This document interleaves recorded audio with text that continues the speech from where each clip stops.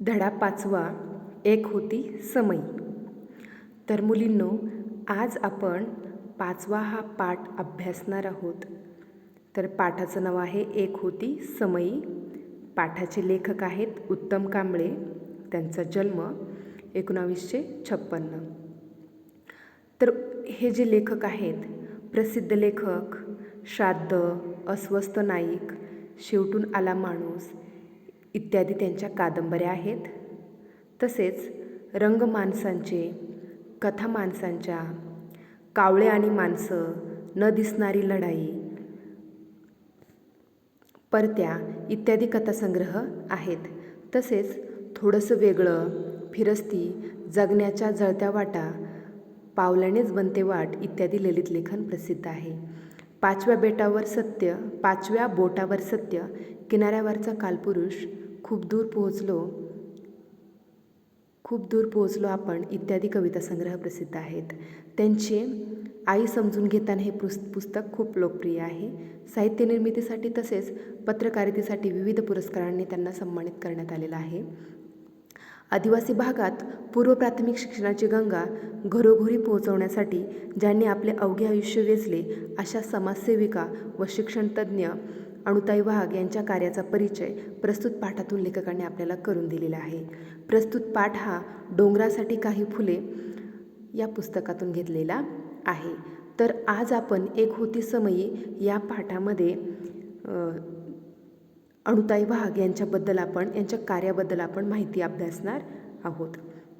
तर पहा, अणुताई वाघ आहेत, त्यांचा जो जन्म आहे तो 17 मार्च 1910 रोजी झालेला आहे आणि मृत्यू 17 सप्टेंबर 1992 साली झाला. आणि अणुताई वाघ यांनी आदिवासी बालकांपर्यंत शिक्षणाची गंगा नेली. परंतु हे जे काम करताना त्यांनी आपलं अख्खं आयुष्य वेचलं. त्यांना अनेक हाल अपेष्टा सहन कराव्या लागल्यात. ह्या पाठातून आपल्याला दिसणारच आहे. तर चला आता आपण पाठाचा अभ्यास करूयात. काही माणसं वादळ झेलतात, काही पचवतात, पुढे विशाल सागराचं रूप धारण करतात. काही माणसं वादळामुळे कोलमडून जातात, तर काही माणसं वादळ पचवण्याचे धडे दुसऱ्याकडून घेतात. आयुष्यभर आदिवासींसाठी डहाणूजवळील कोसबाडच्या टेकडीवर ज्ञान यज्ञ तेवत ठेवणाऱ्या थोर समाजसेविका आणि शिक्षणतज्ज्ञ अणुताई वाघ यांचा समावेश यापैकी पहिल्या श्रेणीत करावा लागेल. आता पहा, काही माणसं वादळं झेलतात आणि पचवतात. तर वादळ म्हणजे काय, की जे आपल्याला अनाहूतपणे जे संकटं येतात आपल्या आयुष्यामध्ये, तर त्या संकटांना काय करतात ही लोक झेलतात, पचवतात, म्हणजे संकटांना सामोरं जातात, पुढे विशाल सागराचं रूप धारण करतात. ज्यावेळेस संकटं जी आहेत ती खूप मोठ्या प्रमाणात जर आली तर काय होतं, माणसं कोलमडून जातात. त्यांना लक्षात येत नाही की आता आपण कसं वागायचं आहे, त्या संकटांना सामोरं कसं जायचं आहे. तर काही माणसं काय करतात की वादळ पचवण्याचे धडे दुसऱ्याकडून घेतात, की आता हे जे संकट आलेलं आहे तर मी याच्यातून कसा मार्ग काढू, याचा सल्ला मसलत ते दुसऱ्यांकडून करून घेतात.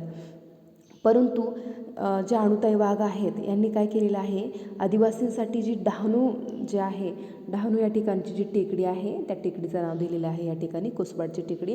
त्या ठिकाणी काय केलेलं आहे की तिथल्या मुलांना ज्ञान देण्याचं काम त्यांनी केलेलं आहे. आणि ज्यावेळेस अणुताई वाघ यांचं निधन होतं त्यावेळेस कोसबाडची टेकडी काय होते, हळहळली आणि परिसरातील सर्व आदिवासींना हुंदके फुटले, कारण की अणुताई वाघ यांचं कार्यच तितकं होतं. अणुताईंच्या निधनाने एका व्रतस्थ जीवनाची अखेर झाली. आता व्रतस्थ या शब्दाचा अर्थ होतो की कठोरपणे एखाद्या व्रताचे आचरण करणारे, की एक व्रत केले त्यांनी. आता कुठलं, शिक्षणाचं व्रत, शिक्षण जी ज्ञानगंगा आहे ती पोचवण्याचं त्यांनी जे व्रत केलेलं आहे त्या व्रताचं आचरण करणाऱ्या ह्या अणुताई वाघ आहे, त्यांची अखेर झाली, निधनानं काय झाले, ते व्रत संपलेलं आहे. थोर शिक्षणतज्ज्ञ ताराबाई मोडक यांच्या सहवासात वाढलेल्या अणुताईंचं एकूण जीवनच त्याग, कष्ट आणि निस्वार्थ सेवा यांचा सुरेख मिलाफ आहे. आता या ठिकाणी एका व्यक्तीचा उल्लेख झालेला आहे की थोर शिक्षणतज्ज्ञ ताराबाई मोडक, तर यांच्या सहवासात म्हणजे सानिध्यात ह्या वाढलेल्या आहे. आणि त्यांनी जीवनात त्यांना खूप त्याग करावा लागला, कष्ट करावे लागले आणि निस्वार्थ सेवा यांचा सुंदर मिलाप त्यांच्या आयुष्यामध्ये घडलेला आहे. वयाच्या केवळ 13व्या वर्षीच त्यांचा विवाह झाला. अणुताई वाघ यांचा विवाह फक्त वयाच्या 13व्या वर्षी झाला. विवाह असतो तरी काय हे समजण्यापूर्वीच म्हणजे केवळ 6 महिन्यातच त्यांच्या इवल्याच्या कपाळावरील कुंकू नियतीनं कायमच पुसून टाकलं. तर पहा, अणुताई वाघ यांचं निधन झाल्यानंतर त्यांच्या पतीचं निधन केवळ 6 महिन्यातच झालं होतं. भातुकलीचा खेळ मोडला, पण छोट्या अणूनं आबाळा एवढं दुःख पचवलं, कोलमडून टाकणारं वादळ पचवलं. ताराबाईंनी त्यांच्या डोळ्यातील अश्रू पुसले. ताराबाई मोडक ह्या ज्या थोर शिक्षणतज्ज्ञ होत्या, त्यांच्या सहवासात अणुताई आहेत त्या लहानशा म्हणजे मोठ्या झालेल्या आहेत. आणि ताराबाई मोडक यांनी अणुताईंना काय केलेलं आहे, आश्रय दिलेला आहे. त्यांचे अश्रू पुसले म्हणजे त्यांना काय केलेलं आहे, दुःख दूर करण्याचं काम केलेलं आहे. आता ह्या ठिकाणी 2 वाक्यप्रचार आलेले आहेत. कपाळावरील कुंकू पुसले जाणे हे जे वाक्यप्रचार आहे, कपाळावरील कुंकू पुसले जाणे याचा अर्थ आहे पतीला मृत्यू येणे, विधवा होणे. आणि दुसरा वाक्यप्रचार आहे डोळ्यातले अश्रू पुसणे. तर डोळ्यातले अश्रू पुसणे म्हणजेच काय, दुःख दूर करणे, दुःख दूर करण्यास मदत करणे. तर जे त्यांचं दुःख आहे ते दूर करण्याचं काम ताराबाई मोडक यांनी केलेलं आहे. कोलमडून टाकणारं वादळ पचवलं. ताराबाईंनी त्यांच्या डोळ्यातले अश्रू पुसले. दुःखाचा डोंगर टाचेखाली चिरडत अणुताई मोठ्या जिद्दीने उभे राहिल्या, त्या कधीही पराभूत न होण्यासाठी. अणुताई वाघ यांच्या पतीचं निधन झालं तरीही अणुताई वाघ या खचल्या नाहीत, तर त्या जिद्दीने उभ्या राहिल्या आणि त्या उभ्या राहिल्या पण कधीही पराभूत न होणाऱ्या. तर त्या दुःखाला कवटाळून बसल्या नाही की आता माझं कसं होणार, आता मी काय करू, याचे प्रश्नचिन्ह त्यांच्यासमोर उभे राहिले नाहीत. तर ताराबाई मोडक यांच्या सहवासात त्यांनी काय केले, जिद्दीने त्या उभ्या राहिलेल्या आहेत आणि शिक्षण घेणं त्यांनी काय केलं, सुरू केलं. त्यांनी स्वतः आधी शिक्षण घेतलं, बाहेरून अभ्यास करून त्यांनी पदवी मिळवली. समाजव्यवस्थेत पिसलेल्या असंख्य आदिवासींच्या घरोघरी ज्ञानगंगा नेण्याचं व्रत त्यांनी स्वीकारलं. आता त्यांनी जी सेवा केली ती निरपेक्ष केलेली आहे, कुठलीच अपेक्षा न ठेवता. ग्राम बाल शिक्षा केंद्रानं सुरू केलेल्या पूर्व प्राथमिक शाळेत कार्यकर्ती म्हणून त्यांनी कामास प्रारंभ केला आणि ताराबाईंच्या निधनानंतर त्या संस्थेच्या संचालक झाल्या. कोणत्या संस्थेच्या संचालक झाल्या, तर ग्राम बाल शिक्षा केंद्रानं जे सुरू केलं होतं कार्य, त्या संस्थेच्या काय झाल्या, त्या संचालक झाल्या. ताराबाईंच्या रोपट्याचं त्यांनी पुढे वटवृक्षात रूपांतर केलं. म्हणजे ती संस्था जी छोट्या प्रमाणात पूर्व प्राथमिक होती, नंतर त्यांनी काय केलं की मोठ्या वटवृक्षामध्ये त्याचं रूपांतर केलेलं आहे. वेगवेगळ्या कल्पना म्हणजे त्यांनी काय केलेलं आहे, संस्थेचा विस्तार केलेला आहे. वेगवेगळ्या कल्पना, शिक्षणासाठी वेगवेगळी क्षेत्रे आणि सातत्याने नवे नवे प्रयोग ही त्यांच्या कामाची त्रिसूत्री आहे. आता अणुताई वाघ यांच्या कामाची त्रिसूत्री म्हणजे कुठले सूत्र आहेत, 3 सूत्र, की शिक्षणासाठी वेगवेगळी क्षेत्र, सातत्याने नवे नवे प्रयोग ही त्यांच्या कामाची त्रिसूत्री आहे. भाकरीच्या शोधात आयुष्य गमावणाऱ्या आणि दारिद्र्याचा शाप कपाळावर घेऊन फिरणाऱ्या असंख्य आदिवासी मुलांना अणुताईंनी आपल्या कर्तृत्वाच्या पंखाखाली आश्रय दिला आहे. आता जी आदिवासी लोकं होती ते त्यांना त्यांच्या जेवणाचीच पंचायत होती, तर शिक्षण घेणं तर लांबच. दारिद्र्यात खितपत पडलेली ही जी लोकं होती, आदिवासी जी लोकं होती, त्यांच्या मुलांना काय केलेलं आहे, शिक्षण देण्याचं काम केलं, त्यांना आश्रय दिलेला आहे, मायेची ऊब दिली आणि असंख्य मनामध्ये ज्ञानाची ज्योत पेटवली आहे. शिक्षक, मार्गदर्शक, कार्यकर्त्या, विचारवंत, लेखिका अशी विविध रूप व्यक्त करताना त्यांनी आदिवासींमध्ये चांगलं स्थान मिळवलं. त्यांची वेगवेगळी रूपं म्हणजे त्यांनी वेगवेगळ्या भूमिका या ठिकाणी राबवलेल्या आहेत. अणुताई वाघ ह्या शिक्षक होत्या, त्यांच्या मार्गदर्शक होत्या, कार्यकर्त्या होत्या, विचारवंत होत्या आणि लेखिकाही होत्या. रानावनात भटकणाऱ्या आदिवासींना व्यावहारिक शिक्षण देणं तसं खूप सोपं, पण जाणीवपूर्वक आणि आयुष्यात उपयुक्त ठरणारं औपचारिक शिक्षण देणं खूप अवघड होतं. त्यासाठी आवश्यक असते भविष्याचा वेध घेणारी दूरदृष्टी. भविष्याचा वेध घेणे हा सुद्धा वाक्यप्रचार या ठिकाणी आलेला आहे. भविष्याचा वेध घेणे म्हणजे काय, की भावी काळात काय काय होऊ शकते याचा अंदाज बांधणे. ह्या दोन्ही गोष्टी काय होत्या, अणुताईंकडे होत्या.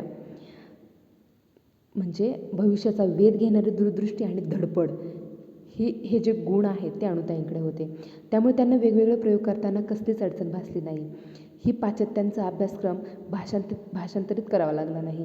प्राथमिक शिक्षण देणे म्हणजेच एकूण शिक्षणाचा आणि आयुष्याचा पाया भक्कम असावा लागतो याचं भान त्या कधीच विसरल्या नाहीत.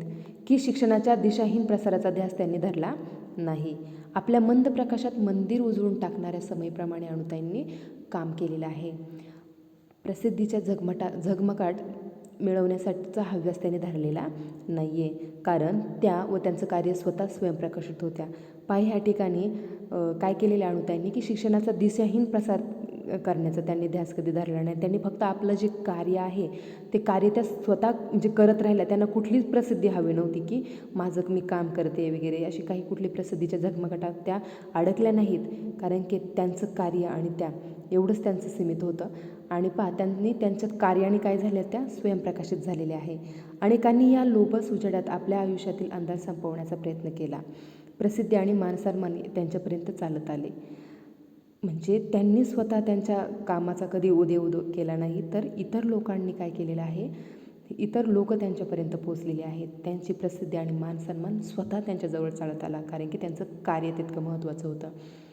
त्यांनी केलेल्या अजोड कामाला कोणाच्या शिफारसपत्राची गरज नव्हती किंवा एखाद्या पुस्तकाची आवश्यकता भासली नाही. पुरस्काराला छेद देऊन पुढे जाणारं त्यांचं कार्य होतं. म्हणूनच आदर्श शिक्षक, पद्मश्री, दलित मित्र यांसारखे मानसन्मान नेहमीच अणुताईंच्या शोधात भटकत राहिले.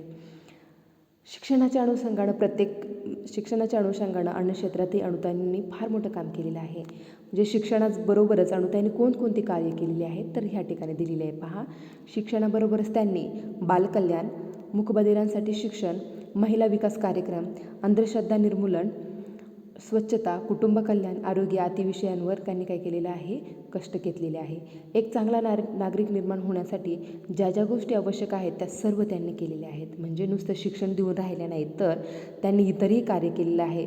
बालकल्याण, मूकबधिरांसाठी शिक्षण, महिला विकास कार्यक्रम, अंधश्रद्धा निर्मूलन कार्यक्रम, स्वच्छता, कुटुंब कल्याण आणि आरोग्य. तर ह्या संपूर्ण घटकांवरती त्यांनी कार्य केलेले आहे. म्हणजे एक चांगला नागरिक होण्यासाठी जे आवश्यक गोष्टी आहेत त्या सर्व अणुताईंनी केलेल्या आहेत. एकाच वेळेला अनेक प्रयोग असे त्यांच्या कामाचं स्वरूप होतं पहा. म्हणजे अष्टपैलू व्यक्तिमत्व असणाऱ्या ह्या अणुताई होत्या. त्यामुळे केवळ देशातच नव्हे तर परदेशातील संस्था आणि शिक्षण क्षेत्रातील कार्यकर्त्यांना कोसबाडच्या टेकडीचं सातत्यानं काय राहिलेलं आहे, आकर्षण राहिलेले आहे की ह्या अणुताई नेमकं कार्य कसं करत आहेत. म्हणजे त्यांचं कामाचं स्वरूप काय आहे याची जिज्ञासा सगळ्यांनाच होती.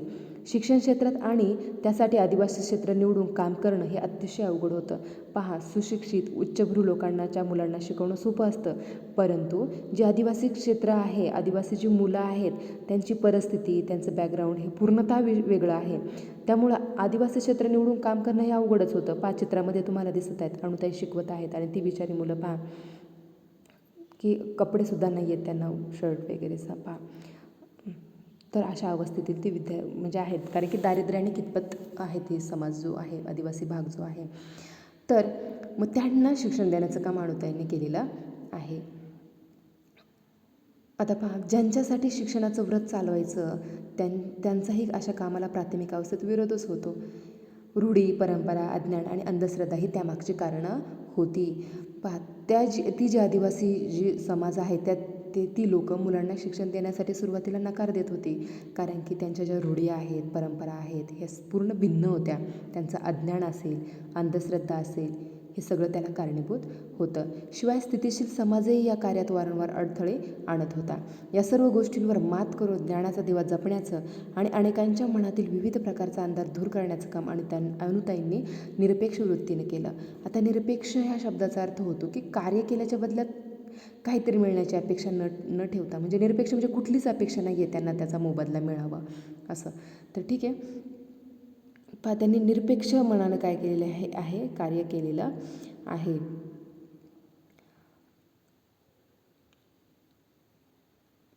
आणि पहा, या सर्व गोष्टींवर मात करून ज्ञानाचा दिवा जपण्याचं आणि अनेकांच्या मनातील विविध प्रकारचा अंधार दूर करण्याचं काम अणुताईंनी निरपेक्ष वृत्तीने केलं. स्वतःच्या बळावर त्यांनी शिक्षण क्षेत्रात एक सुंदर स्वप्न पाहिलं, ते प्रत्यक्षात उतरवलंही. कधी झाडाखाली, कधी गोठ्यात, कधी बोडक्या माळावर, तर कधी झोपडीत वर्ग चालवून त्यांनी मोठ्या जिद्दीने ज्ञानाचा प्रसार केलेला आहे. ज्ञानाचा दिवा घरोघरी लावा असा प्रसार त्यांनी कधीच केलेला नाही, तर त्या स्वतःच दिवा बनवलं. त्यांनी स्वतःलाच दिवा बनवलं आणि त्यात आपल्या श्रमाचं तेल ओतलं. कर्तृत्वानं तो पेटवला आणि आयुष्यभर तो तेवतच ठेवला. 5-6 तापांच्या अविरत धडपडीनंतर कोसबाडच्या टेकडीवर ही समय आता भिजली आहे. त्यामुळं अवघी टेकडी हळहळली आहे. आदिवासींचे डोळे पाणावले आहेत. तर या सर्वांनी अणुताईंच्या पावलखुणा जपून ठेवणं हीच त्यांना आदरांजली ठरेल. आता पहा, इतकं जे अणुताई वाघ यांनी कार्य केलेलं आहे, कर्तृत्व केलेलं आहे, अनेक हालापेष्टा सोसलेल्या आहेत, संपूर्ण आयुष्य त्यांनी काय केलेलं आहे, आदिवासी बालकांना शिक्षण देण्यासाठी गमावलं आहे. तर साहजिकच कोसबाड टेकडीवरची जी लोकं आहेत त्यांनी काय केलेलं आहे, अणुताई वाघ यांच्या निधनानंतर हळहळ व्यक्त केलेली आहे. त्यांचे डोळे आपोआप पाणवलेले आहेत. आता जी ज्ञानगंगा जी आहे ती ज्ञानगंगा पोचवली आहे. तर ज्ञानगंगा या शब्दाचा आपण अर्थ पाहूयात की काय, गंगा नदी ही पवित्र मानली जाते. गंगेचे पाणी प्यायल्यास पुण्य मिळते, पाप नाहीसे होते, अशी श्रद्धा आहे. गंगा नदी घरोघरी पोचवणे म्हणजे सर्वांचे दुःख दैन्य दूर करण्याचा अर्थ होतो. अणुताईंनी आदिवासी बालकांपर्यंत शिक्षण नेले. एक प्रकारे त्यांचे जीवन अणुताईंनी पवित्र केले. म्हणून त्यांच्या कार्याला लाक्षणिक अर्थाने काय म्हटलेलं आहे, ज्ञानगंगा म्हटलेलं आहे. म्हणजे त्यांनी काय केलेलं आहे, ज्ञानाच्या जोरावर काय केलेलं आहे, लोकांचं दुःख दारिद्र्य दूर करण्याचा जो काय केलेला आहे, प्रयत्न केला आहे आणि आदिवासींच्या बालकांपर्यंत काय केलं आहे, शिक्षण पोहोचवलेलं आहे. असं जे पवित्र कार्य आहे ते अणुताईंनी केलेलं आहे. त्यामुळे त्यांच्या कार्यामुळं काय झालेलं आहे, संपूर्ण कोसबाडची टेकडी काय झालेली आहे, अणुताई वाघ यांच्या निधनानं काय झालेली आहे, हळहळलेली आहे. तर मुलींनो, हा जो पाठ आहे तो अणुताई वाघ यांच्या कार्याबद्दल माहिती देणारा आहे. तर तुम्ही काय करायचं आहे, हा पाठ अभ्यासायचा आहे आणि त्याचा स्वाध्याय जो आहे तो तुम्ही लिहिण्याचा प्रयत्न करायचा आहे. ठीक आहे, धन्यवाद.